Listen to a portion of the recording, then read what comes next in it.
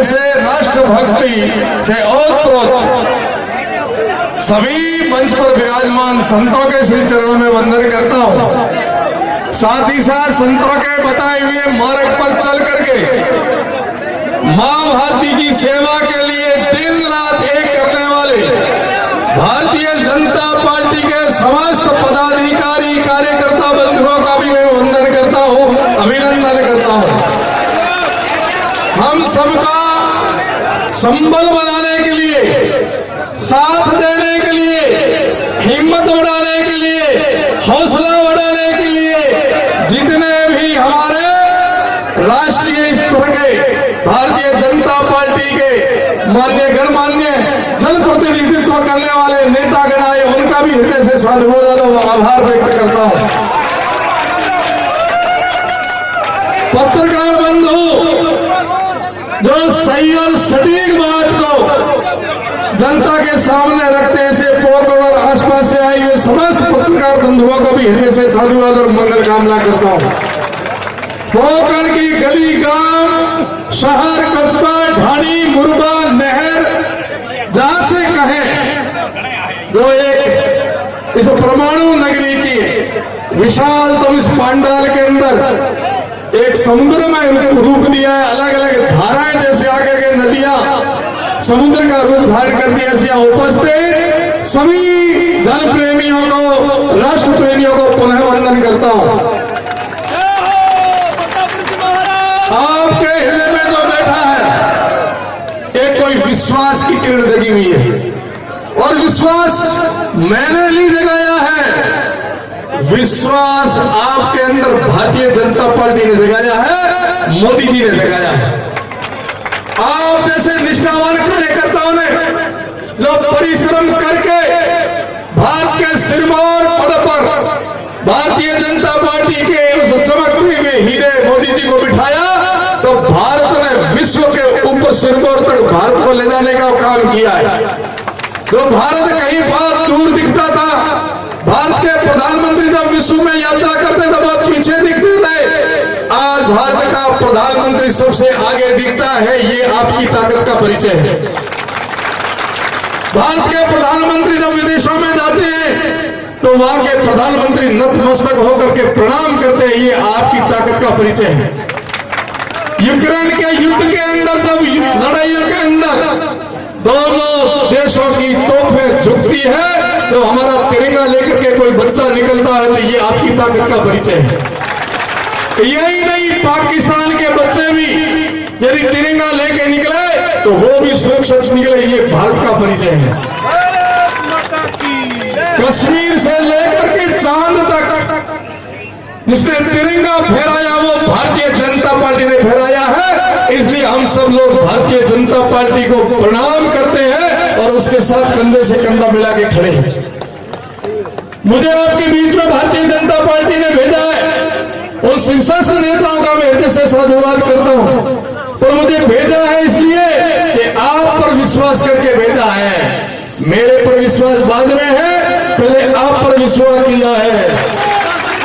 यदि महाराज को यदि हम भेजेंगे तो पोखरण की समस्त जनता महाराज के साथ खड़ी रह करके कमल खिलाएगी, इसलिए आप पर विश्वास किया है। आप पर पार्टी ने विश्वास किया और मैंने विश्वास किया है, और मैं आपको विश्वास दिलाना चाहता हूं कि आपका विश्वास हम टूटने नहीं देंगे। आपके विश्वास को, और जो आप हमें मान और सम्मान दे रहे हो, हम भी आपके मान सम्मान में कोई कमी नहीं रखेंगे।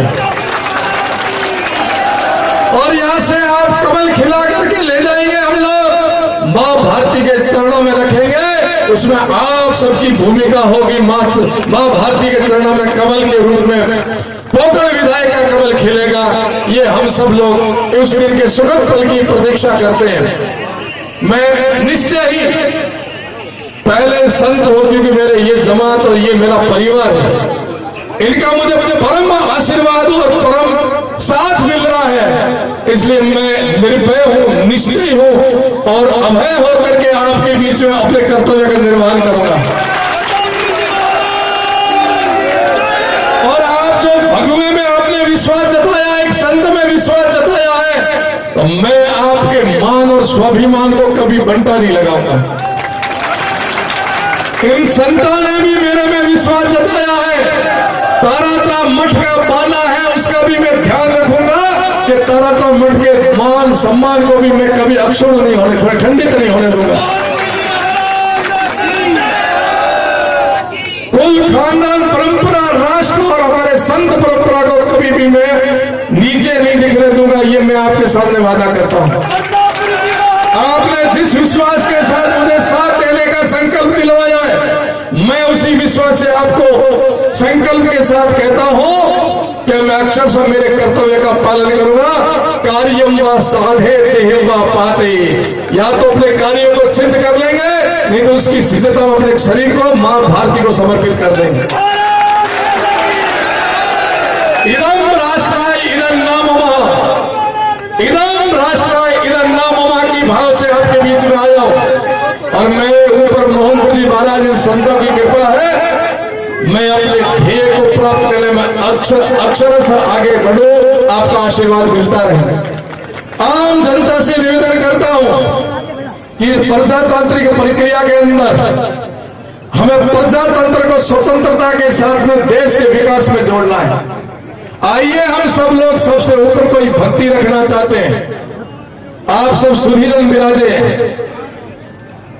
ज्ञान, वैराग्य, तपस्या और कर्म, भक्ति योग, ज्ञान योग, वैराग्य योग और कर्म योग।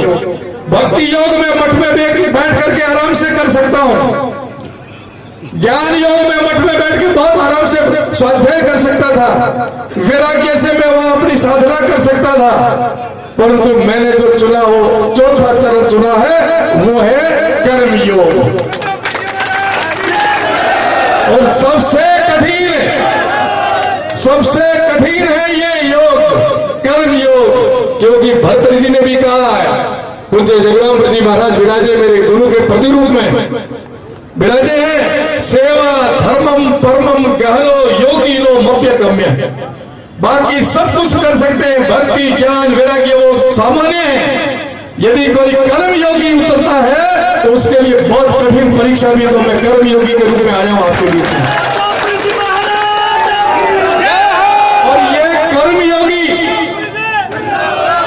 कर्म योग ही जीवन का उद्देश्य है। क्योंकि मनुष्य जीवन की जो रचना है वो परोपकारार्थ इदम शरीरम इदं न मम। मेरा राष्ट्र धर्म बनता है। वर्तमान काल के हम सब लोग जिम्मेवार हैं। एक बात कह के बात पूरी करूंगा। क्यों आया राजनीतिक क्षेत्र में? कई प्रश्न खड़े होते हैं लोगों के मन में। साधु होकर राजनीति में क्या करेगा? क्यों आया है राजनीति में?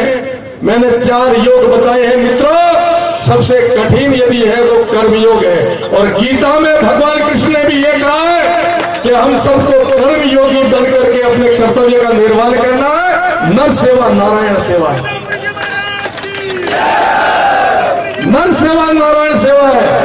और कर्म योगी बनकर के मैं कोई आपके ऊपर उपकार नहीं करूंगा। मैं एक बात का संकेत करता हूं। भूतकाल में जितने भी हमारे महापुरुष संत सुना भामाशाह, उन्होंने क्या किया जो आज अमर है? उन्होंने अपने कर्तव्य का निर्वहन करके कर्म योगी बने, इसलिए आज भी हमारे हृदय में उनकी जगह है। वो कर गए इतिहास के अंदर। भविष्य अभी आएगा तो पता चलेगा। बुद्ध संत विराजे, मैं इनके सन्मुख आपसे निवेदन करना चाहता हूं। 2 कर्म माने गए, एक कर्म और एक अकर्म, एक भला और एक बुरा, जिसको पाप और पुण्य कहते हैं। पूज्य संत जगदम्ब जी बाप जी अपने गुरुकुल में अध्ययन किया है। एक कर्म के पीछे 8 भागीदार होते हैं। यदि कोई पाप कर्म होता है उसमें भी 8 भागीदार है। कोई पुण्य का कर्म होता है तो उसमें भी 8 भागीदार होते हैं। यदि इस समय हमारे सामने कोई पाप कर रहा है, कोई देश के विरुद्ध कर रहा है, कोई मानवता के विरुद्ध कर रहा है, तो हम मूक होकर देखते तो हम भी पापी कहलाएंगे। देखने वाला पापी है, सलाह देने वाला पापी है, साथ देने वाला पापी है, हाथ से करने वाला भी पापी है। हम सब देखते रहे वो मां भारती के साथ क्या होगा तो हम भी पापी कहलाएंगे। हम उनको समर्थन देंगे तो हम भी पापी कहलाएंगे। इसी प्रकार पुण्य के कामों में है, जब आने वाली पीढ़ियां याद करेगी कि उस समय कौन थे जिनके कारण देश उन्नति की तरफ बढ़ा, तो हमारे पुरखे, हमारे परिवार के, हमारे संत उस समय कहां खड़े थे। यदि हम उसके मुख्य धारा में राष्ट्र के साथ खड़े होंगे भी हमें भी सम्मान के साथ देखेंगे, नहीं तो इनका सिर नीचा होगा कि हमारे पुरखे उस समय दूसरी की जगह खड़े थे। हम सबका देश के साथ खड़ा होकर के, भारतीय जनता पार्टी के साथ खड़ा होकर के मां भारती की जय जयकार करनी। इस कर्तव्य का निर्वहन करने के लिए हम लोग आए। पद तो आप सब जानते, संतों से ऊपर कोई पद नहीं है, पद से ऊपर कोई संत, हमारा अमर पद है, हमारा प्रारब्ध है पूर्व जन्म के, कोई अच्छे करते संत बने हैं। अब केवल एक ही काम करना है कि अपने कर्तव्य का निर्वहन करना है। सच्चे मन से मुझे भी करना है, सच्चे मन से आपको भी अपने कर्तव्य का निर्वहन करना है। पद की चाहना नहीं, पैसे की इच्छा नहीं। अब भी मठ और गौशाला, विद्यालय जितने हमारे चलते हैं, ये समाज ही तो चला रहा, तो आगे भी चलाएगा। तो मैं इतना परिश्रम क्यों कर रहा हूं? प्रतिदिन 700-800 किलोमीटर की यात्रा, दिन रात अनवरत चलना, और क्या एक पद पाने के लिए नहीं, मैं मेरे कर्तव्य का निर्वहन करने के लिए। जनता एक छोटी सी समाज सोचती है हमारे सड़क बना देना, हमारे टाके बनवा देना, हमें सभा भवन दे देना।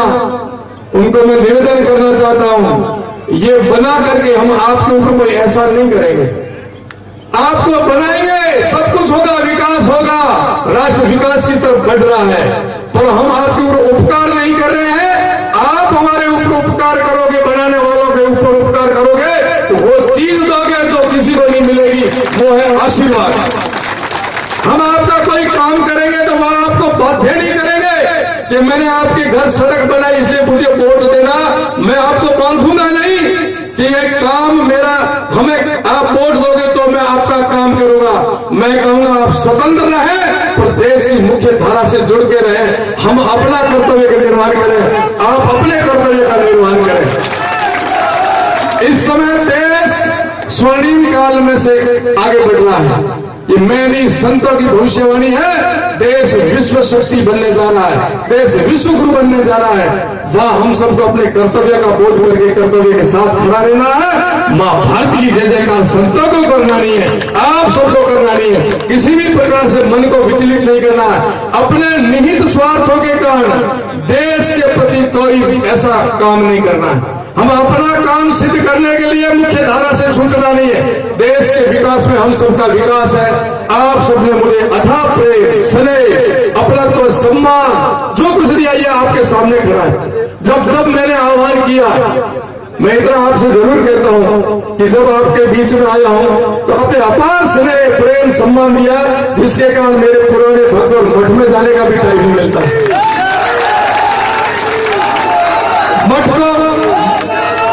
मठ को इतना समय नहीं दे पा रहा हूं, मठ को इतना समय नहीं दे पा रहा हूं। आप सब जानते हैं, आपको सबसे ज्यादा समय दे पा रहा हूं। मठ में ज्यादा नहीं बैठ पा रहा हूं, आपके बीच में बैठ पा रहा हूं, क्योंकि मैंने अपने कर्तव्य का निर्वहन करने का संकल्प लिया है। जब तक आपके बीच में इस पद पर रहूंगा, तब तक अपने कर्तव्य का पालन करूंगा और आपको भी बोध कराऊंगा कि आप अपने कर्तव्य का पालन करें।